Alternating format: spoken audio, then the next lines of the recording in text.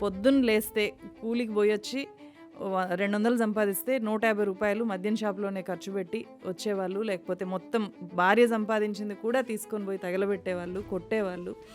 వీళ్ళు బయటపడాలి అంటే నిజంగా అట్లాంటి అవకాశాలు ఉన్నాయా? ఈ మీ ఆల్కహాలిక్స్ అనానిమస్ ఆర్గనైజేషను అట్లాంటి వాళ్ళకి ఎట్లా హెల్ప్ అవుతుంది? ఉత్తరాంధ్రలో శృంగవరపుకోట అని ఒక ఊరిలో షామియానా కింద మీకు ఒక 1500 మంది 2000 మంది కానీ ఇన్ఫ్యాక్ట్ నాకు ఆల్కహాలిక్స్ అనానిమస్లో బెస్ట్ మెసేజ్ ఎవరు ఇచ్చారో ఒక వ్యవసాయ కూలి అమ్మ.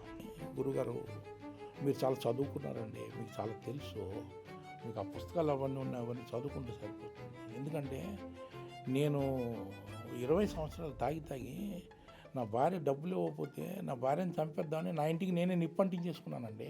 అలాంటి వాడిని ఈ రోజున నేను 4 ఏళ్ళ నుంచి నేను తాగలేదు. నేనే మానేశానంటే మీరు మానగలరు, వస్తూ ఉండండి.